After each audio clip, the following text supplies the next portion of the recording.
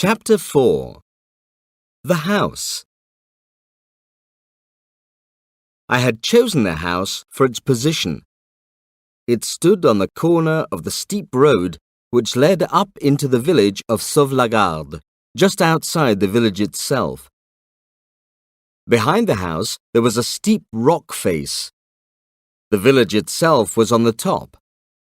I had a view of the whole valley in both directions. No one could approach the village without being seen, and no one could reach the house from behind.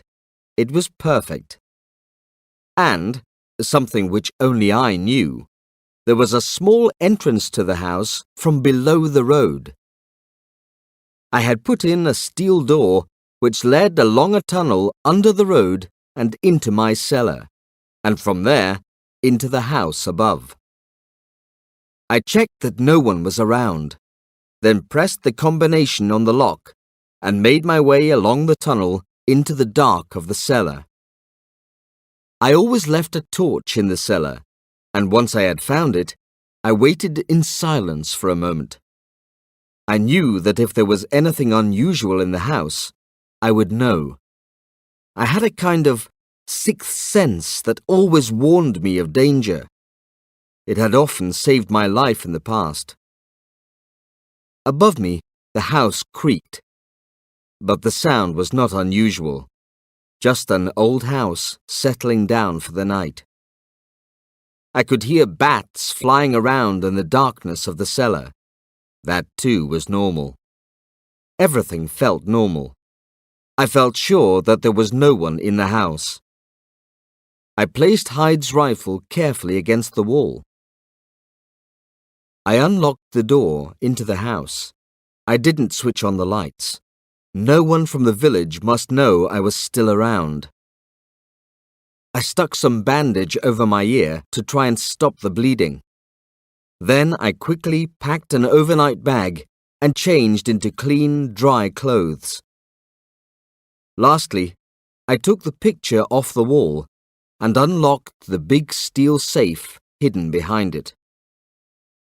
I took out my automatic pistol, some money, my passport, and the brown envelope containing the CDs.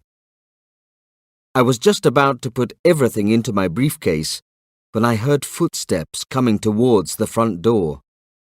I quickly switched off the torchlight, put everything into the kitchen table drawer out of sight, and stood completely still.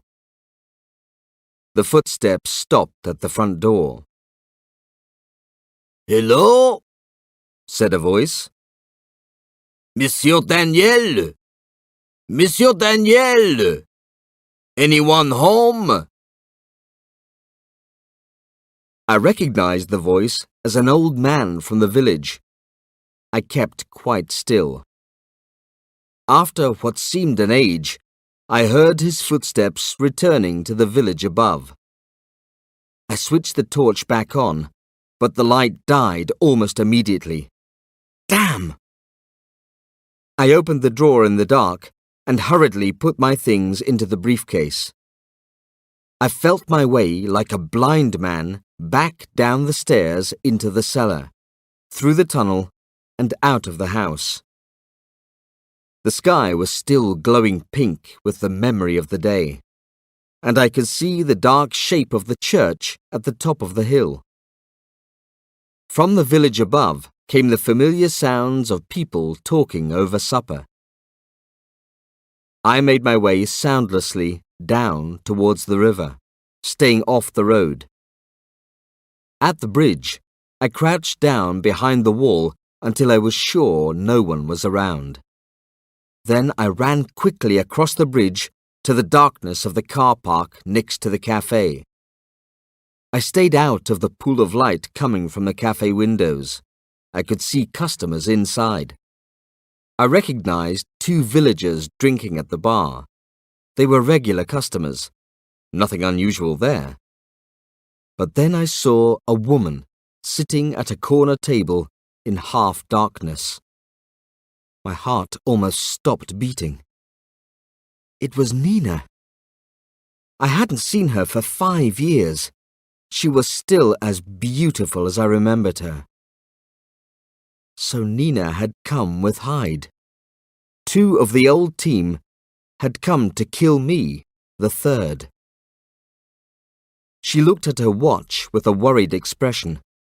She was obviously waiting for Hyde. Suddenly, she looked up towards the windows. I immediately crouched down out of Nina's sight. She was a dangerous woman. I walked over to the cars in the cafe car park. There were only 3 of them. I checked the registration plates against the keys I'd taken from Hyde and quietly got into his car. Luckily, it was parked at the top of the slope running down towards the bridge. I took off the brake and let it roll silently down the slope and onto the bridge. As it gathered speed, I started the engine and drove down into the valley. A few hundred meters down the valley, I pulled off the road under some trees. I switched off the lights, got out of the car, and crouched down in the darkness among the trees. I waited for 10 minutes. No cars passed. I could just see the lights of the cafe through the trees. There was no movement there. I got back into the car and drove away. Chapter 5. Hôtel des Templiers. I drove towards Toulouse. What was going on? I tried to sort out my thoughts again. Hyde had come to kill me. He had not come alone. Nina had been with him. So 2 of the old team had worked together to kill me. It was unbelievable. My old colleagues. How had Nina and Hyde found each other? And how had they found me? And what was more important, why had they tried to murder me? Nina, Hyde, and Daniel. We were the only 3 left of the 4. We had left Cass dead at Bambacocha. The only person who knew where we all were was Sir George, our former boss in London. But I could not believe he would be involved in something like this. Unless there was someone else. A memory suddenly flashed across my mind. 2 men deep in conversation in a dark Berlin office. I pushed it away and concentrated on my driving. In the distance, I could see the lights of a village on a hilltop. I checked the time. 9 o'clock already. I tried to guess what they would expect me to do. By now, Nina would have gone out to look for Hyde and discovered that the car was gone. She would have put 2 and 2 together and guessed that I had somehow escaped. She would have phoned someone to let them know. Where would that someone look for me? They would probably expect me to make for Toulouse and the airport. I decided not to do what they expected. Halfway to Gaillac, I turned off down a narrow country road towards Puy-Celle-C. Half an hour later, I parked the car at the Hôtel des Templiers in the old town. Luckily, they had a room free. I checked in and suddenly realized how hungry I was. It was well past dinner time, but the owner kindly made me a plate of country ham, sausage, and goat cheese, which tasted like food for the gods, especially when washed down with a bottle of the local red wine. Before going to bed, I walked round the narrow streets of the small town. Outside the post office, I found a public payphone and dialed a Toulouse number. Annie? Yes? Is that you, Dad? What's going on? What do you mean? Well, I haven't heard from you for ages. Then, this evening, someone called, I don't know who, a woman, asking if I've seen you. I nearly collapsed. I told her what you'd always told me to say. I said that you were dead, that you'd died 5 years ago. And now you call. What's going on, Dad? Her voice was full of suspicion. What are you up to? Annie, I'm sorry. I'll explain when I see you. Okay, Dad. But when will I see you? Where are you? It's better I don't tell you now.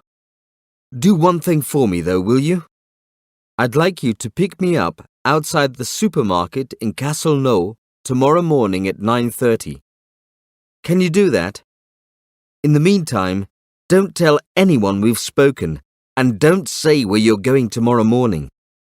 We'd both be in danger if anyone found out. And bring an overnight bag. And don't forget that... The phone went dead. My coins had run out.